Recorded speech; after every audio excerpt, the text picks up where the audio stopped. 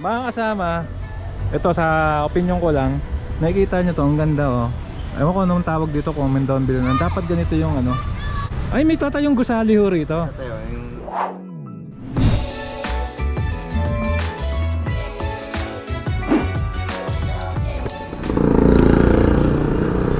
Alright, so yun, magandang araw mga kababayan. Dito tayo ngayon sa Chinatown, Binondo. So babaybayin natin to, lalabas tayo sa One Luna. Ko-cover natin yung ginagawang construction dun, no? Pinapaganda yung gilid ng ilog, no mga kababayan. So daming tao ngayon, holiday kasi. At syempre magpapasko pa. So yun na po yung arko ng Chinatown. Sadyang traffic ngayon dito. Syempre kung bago pa lang po kayo sa ating channel, inaanyahan ko po kayo mag-like, mag-comment, subscribe, hit yung notification bell para updated kapag may bago tayong video. So sama lang po kayo. Tignan natin ang mga ganap dito, no? Ang daming project. Okay, so habang papunta tayo ron, tour muna tayo. So dito yung ano, kung alam niyo yung Estero, kainan sa Estero, yan dito yan. Kakanan kayo dyan. Ayan. Okay din yan yung 500 nyo, medyo marami na rin kayo makakain. So yun nga, yung ginagawa na yun ang ganda kasi napabayaan na yung lugar na yun. Kuha tayo ng clip sa Google Maps para ma-compare nyo rin. Pero yun nga, no, time check nga pala is alas 3:15 ng hapon. Ito makikita na natin dito. So ito yung part na ito, yung mga bilihan ng ano, ng gold. So ito Santa Cruz na. Grabe, yung mga naka-hazard pa rito. OMG. So kanan na tayo. Dito yung may ginagawa.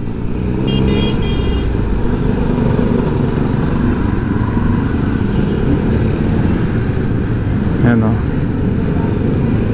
Ito pinapaganda to mga kabayan. Ayan o, kitang kita na nga rito eh.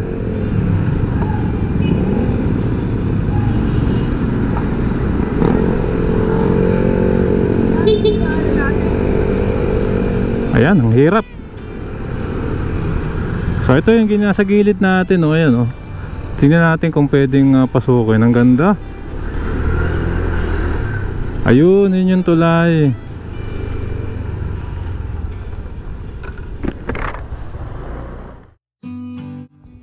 Ayan, so mga kababayan, for context, no, balikan po natin itong Tetuan Street dito sa Maynila, sa intersection na rin ng Dasmariñas Street.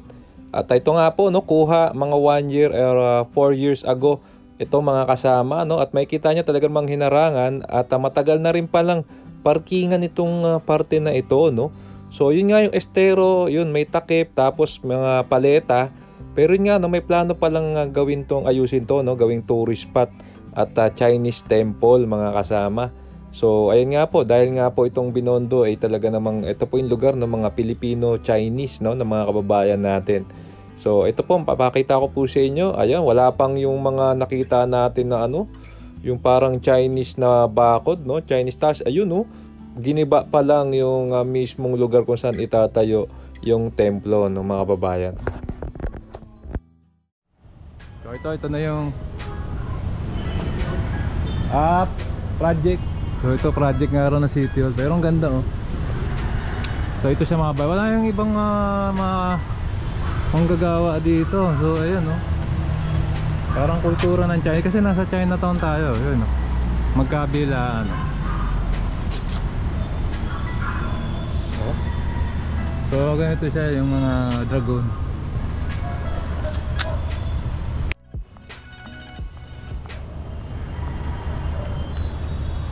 Ayan, so lakad natin. So ito nga yung project dito ngayon sa gilid ng Estero de la Reina. Hindi tayo nagkakamali, no? Escolta po yung gilid nito. Ayan siya hanggang dun, no, sa dulo. Sipin nyo napaganda oh. Pero yung tubig, check natin yung tubig. So ito, hindi nga lang gumagalaw yung tubig. Pero walang basura, yun oh, may pang-inis ng basura. Mga kasama ito walang masyadong amoy. Nasaan nyo, di ba maamoy? Wala eh.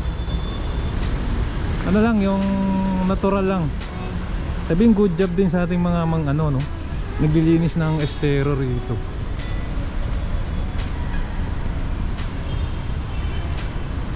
Ayan.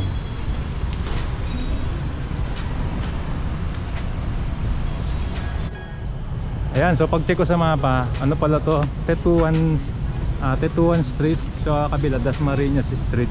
So lakarin lang natin. Ang ganda na ito pag ano na, pag natapos na ito, maliwanag to.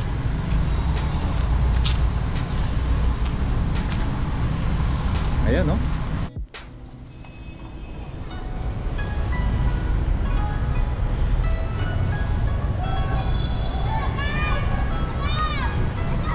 Bati ka. Baka mahulog ka dyan, ha? Ayun, so hanggang dito. Ito na Dasmariñas Street, mga kababayan. Eskolta na to. Tapos ito yung pabalik sa Santa Cruz. So dito may platform na rito. Pwede kayong makaikot. Ayan, wala mga workers natin ngayon, eh.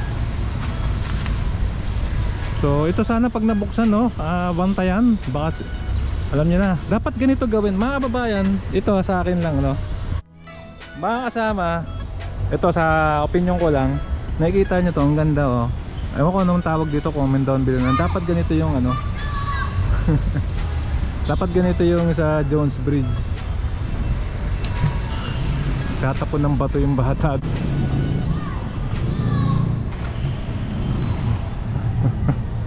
Wala kasi mga bantay ngayon dito. So ayan, dapat ganito, tingnan nyo, parang pakiramdam ko hindi mabilis tong dudumi. So doon tayo sa tulay.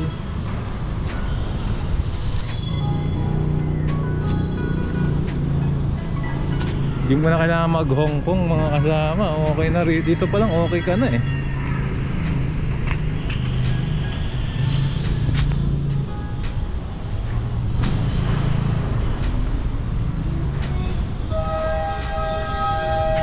Ito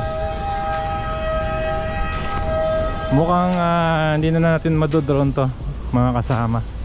At ang daming sasabitan dito, mawalan tayo ng signal. Delikado ang ating drone. Pero ito nga po yung tulay. Kasi kulturang Chino rin to, mga babayan, eh. Chinatown nga ito, no? Laking bagay din to. At least may mga programang ganito, no? Tsaka yung mga nakatira dati dito, nailipat na. May mga informal settler ho dati dito.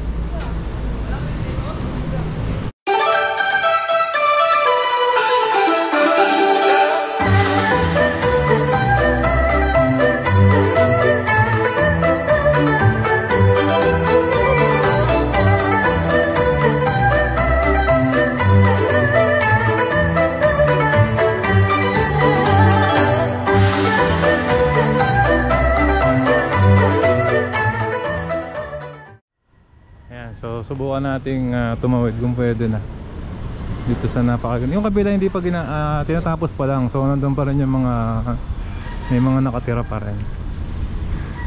Tapos doon may nakabara, parang may nakabara ron. Dito medyo may amoy na rito, mga bayan. Dito wala, eh. So ito yung parting nalinis. Okay lang.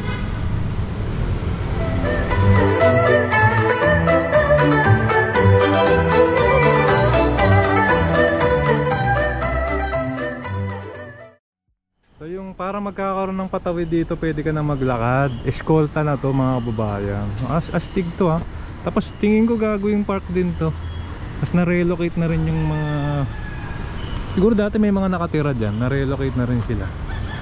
Ayan, no. So ang ganda rito. Malamang gagawin pa pala yan hanggang doon. Yung nga lang may mga puno. Tatanggalin din siguro. Naalala nyo yung may no, yung may bumagsak na puno. Ito. Kuya, maganda nga po, no. Anong tawag sa project na ito? Temple project. Chinese temple, gano'n? Chinese temple. Ito yung building. Ay, may tatayong gusali ho rito. Ito yung Chinese temple. Chinese temple. Ito yung entrada niya. Ito naman. Gano'n din, tatlong ano yan, eh. Tatlong building din, 9 floor. Dito. Baka 9 floor rin dito. Bali tatlo. Parang tourist pa to pala to. Pwede rin. Malaking temple gawin dito. Ano ho kayo? Isa ho kayo sa nagawa? Isa rin ho kayo sa nagawa? Ako yung bantay-bantay dito. Bantay-bantay. Ano pangalan nyo, kuya? Pani. Si Sir Pani. Okay, mga gagawa. Mga gano'ng katagal pa hintayin natin, sir? Taon pa to. Hindi pa sigurado, kasi taon pa siguro kasi wala pang ano eh. Ano ba itong nandyan dati? Mukhang paradahan yata yan. Ayan, Ha? kasi nasunog. Nasunog! May nasunog.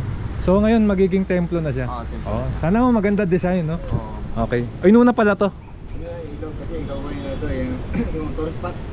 Hindi ko kaya para magkakaroon sagwan-sagwan dyan darating yung panahon, no? Oo.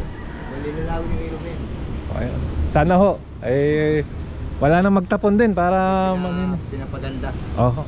Sir, Alam po, national pagawa ito eh. national gov talaga to. Siguro nakipag-coordinate sa Maynila. Oo, yun eh. Okay. Ayos ho. Thank you. Malaking bagay sa turismo. Thank you po, Sir Pani. Ayun, no, si Sir Pani na gumagawa dito. Mangyari dito pala yung entrada niya, mga kababayan. Tapos dito magkakaroon ng templo. Ayan. So, abangan natin, no, tourist spot dito sa Maynila. Good job dito sa ating mga kasama rito.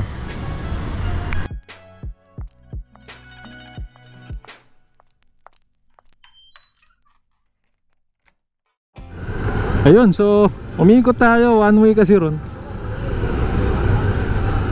Ayan, so mga kababayan, ang ganda ng project. Templo pala yun. Chinese temple pala yung mangyayari ron, mga kasama. So ayan, ito masarap yung mami rito, Kim Hyong. Anyway, yun, tayo nating makalabas. Ang ganda ng project, no, mga kababayan. National din daw yun, sabi ni Sir yung gumagawa. So suportahan natin at yun nga, no, palaguin natin. Ito mga kababayan, no, gagawa rin nga ako ng content. Yung Bangkok, Thailand, no, nag-invest sila sa infrastructure, sa turismo.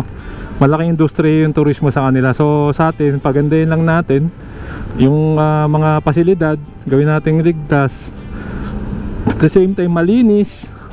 Tsaka gawin nating safe, no? Tanggalin natin yung mga nai-scam na turista para talagang it's more fun in the Philippines.